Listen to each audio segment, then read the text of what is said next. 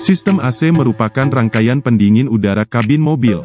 Di Indonesia, AC mobil menjadi bagian yang penting karena cuaca di siang hari yang begitu terik, mengharuskan kondisi kabin yang tetap sejuk demi kenyamanan. Lalu seperti apa AC mobil bekerja? Apakah sama dengan AC rumah? Sebenarnya sistem AC baik pada mobil maupun rumah itu sama saja. Prinsipnya adalah menyerap panas udara di dalam suatu ruangan, sehingga suhu udara tersebut turun dan kita merasakan kesejukan. Untuk menyerap panas, digunakan cairan khusus yang disebut refrigeran atau freon. Cairan ini memiliki sifat khusus, yakni mudah menguap meski pada suhu yang sangat rendah. Sehingga pada wujud cair, refrigeran sangat efektif sebagai penyerap panas.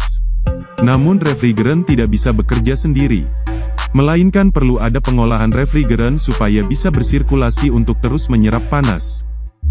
Pada awalnya, refrigeran berbentuk liquid, sehingga begitu dimasukkan ke sistem AC, langsung bisa digunakan.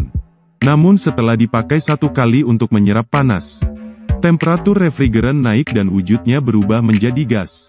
Sehingga perlu ada sistem untuk menurunkan temperatur refrigeran serta mengubah wujudnya kembali menjadi cair. Refrigeran yang berubah kembali menjadi cair digunakan lagi, dan itu membentuk sebuah siklus. Perpindahan panas adalah prinsip dari sistem AC. Lebih spesifiknya, sistem AC memindahkan panas dari udara ke media atau sebaliknya. Perpindahan panas dari udara ke media berlangsung pada komponen yang bernama evaporator. Itu menghasilkan udara kabin yang sejuk. Sementara perpindahan panas dari media ke udara digunakan untuk mendinginkan fluida. Itu berlangsung pada kondensor.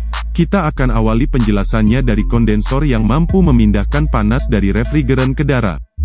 Kondensor bekerja seperti radiator yang mampu mengeluarkan panas dari dalam fluida. Kondensor tersusun dari dua tangki, pipa-pipa pendingin dan kisi dari logam. Kisi-kisi yang terbuat dari logam ini berfungsi untuk memperbesar luas penampang, sehingga lebih banyak panas yang bisa dikeluarkan. Di belakang kondensor juga disediakan extra fan. Fungsinya untuk menghembuskan udara agar melewati kondensor. Cara kerjanya, panas refrigeran berpindah dari pipa-pipa pendingin ke kisi-kisi kondensor. Lalu extra fan menghembuskan udara ke arah kisi kondensor, sehingga panas refrigeran yang sudah berpindah ke kisi kondensor dapat diserap oleh hembusan udara tersebut, sehingga akan menurunkan temperatur refrigeran dan terjadi pengembunan. Namun, ada masalah lain. Setelah melewati kondensor, refrigeran liquid berpotensi berubah kembali menjadi gas sebelum masuk ke evaporator.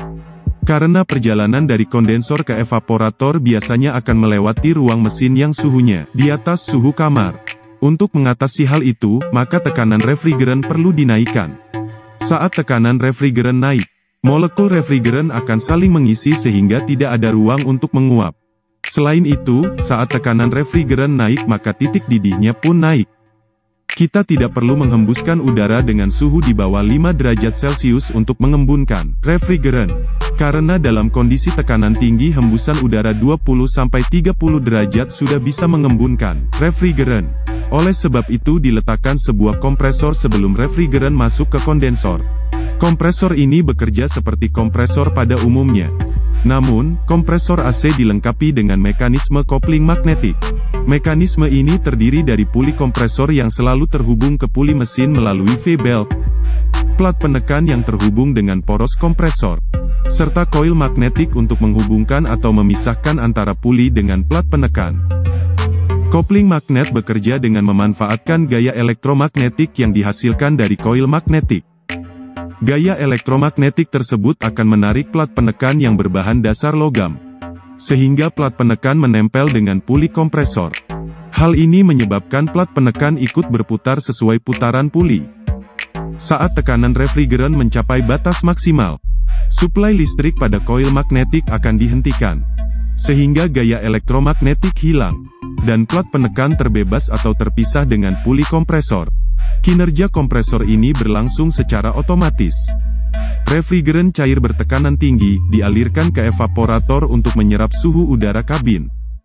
Namun, apabila tekanan refrigeran di dalam evaporator tinggi, maka refrigeran tidak bisa menguap alias tidak bisa menyerap panas.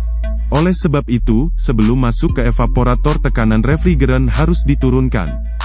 Komponen yang bertugas kali ini adalah katup ekspansi. Katup ini seperti sprayer pada parfum atau pembasmi serangga. Katup ekspansi akan menyemprotkan refrigeran bertekanan tinggi ke dalam pipa dengan ukuran lebih besar. Bulir-bulir refrigeran itu masih berbentuk embun, namun karena menempati ruang yang lebih luas maka tekanannya turun drastis. Kemudian refrigeran mengalir ke evaporator. Evaporator juga hampir sama seperti kondensor, tapi fungsinya berkebalikan. Kalau kondensor digunakan untuk membuang panas refrigeran, evaporator justru dipakai untuk menyerap panas. Di belakang evaporator juga terdapat blower yang akan mensirkulasikan udara kabin agar melewati evaporator. Panas udara yang melewati evaporator akan diserap refrigeran, sehingga udara yang sudah melewati evaporator menjadi dingin.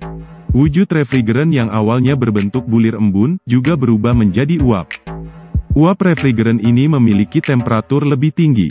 Untuk menurunkan suhu, maka refrigeran perlu dipompa lagi ke kondensor. Dan siklus itu berulang lagi dan lagi. Ada satu lagi komponen tambahan, yaitu filter. Filter ini berfungsi menyaring refrigeran dari kotoran dan uap air yang terbawa. Biasanya filter terpasang di antara kondensor dan evaporator. Jadi kalau kita runtun dari awal, kompresor akan memompa refrigeran sehingga refrigeran bergerak dan tekanannya meningkat.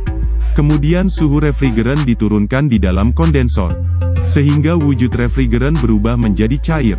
Refrigeran cair tersebut diturunkan tekanannya oleh katup ekspansi dan langsung masuk ke dalam evaporator. Di dalam evaporator, refrigeran digunakan untuk menyerap panas udara kabin. Refrigeran yang sudah digunakan berubah bentuk menjadi uap dan suhunya juga meningkat sehingga perlu didinginkan kembali oleh kondensor sehingga refrigeran kembali dipompa oleh kompresor. Begitulah siklus AC terutama pada mobil.